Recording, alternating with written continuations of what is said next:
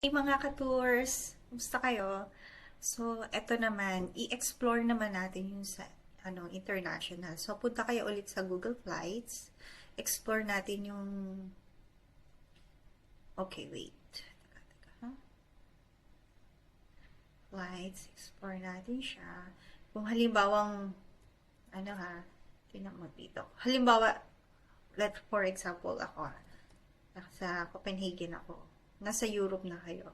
Tapos, gusto nyo pumunta sa iba't ibang countries dito sa Europe. Kung halimbawa meron kayong Schengen visa, so gusto nyo mag-explore pa ng uh, ibang countries, Schengen countries, ganito lang gawin nyo. Kung halimbawa mga nagtitipid kayo. Tapos, kung halimbawang marami kayong time, kung gusto nyo halimbawang i-maximize nyo yung 90 days or 30 days, ganito lang gawin nyo. Explore nyo siya, click nyo siya, tapos select nyo yung let's say, kung December or January, o kaya gusto nyo pumunta dito ng February, so napakalamig nun. Ganito gawin nyo. February or summer. Kaya gusto nyo spring. Spring na lang para let's say, gusto nyo pumunta ng May 1st to 31. Explore nyo lang siyang ganyan. Pero medyo tingnan natin kung anong mangyayari. Kung ano yung pinakamura. Kasi kapag summer, spring, summer, yan, medyo pricey na yung pricey ang mga flights mo niyan.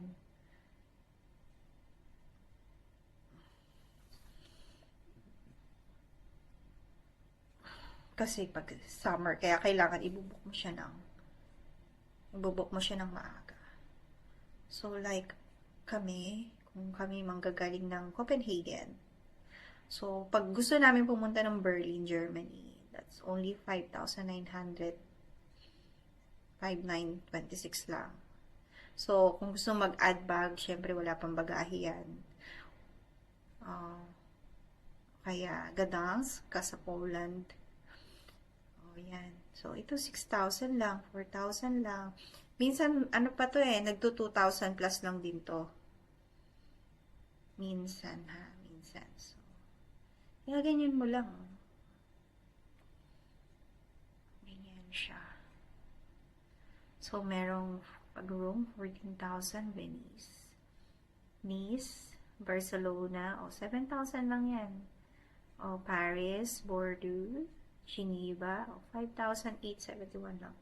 Bucharest, Belgrade, Athens. Ito, kaya mag-Malta kayo. Ayan yung mga price. Yung mga kalapit na countries lang. Ayan pa. Scandinavian, ito, Norway, Oslo, Bergen. Ayan na. Luleå, Trondheim, Vasa, Helsinki. Ito, maganda rin dito pag pumunta kayo Helsinki. Pero, okay na yung mga 3 days, 2 nights, 4 days, 3 nights. Pagpunta kayo dito sa capital city. Pero sana, summer or spring kayo pupunta para hindi masyadong malamig. Kasi dito sa amin is very malamig talaga. Kahit summer dito sa amin sa Sweden. So, ayan, malamig siya as in. Ayan. So, explore nyo lang ng ganyan, no?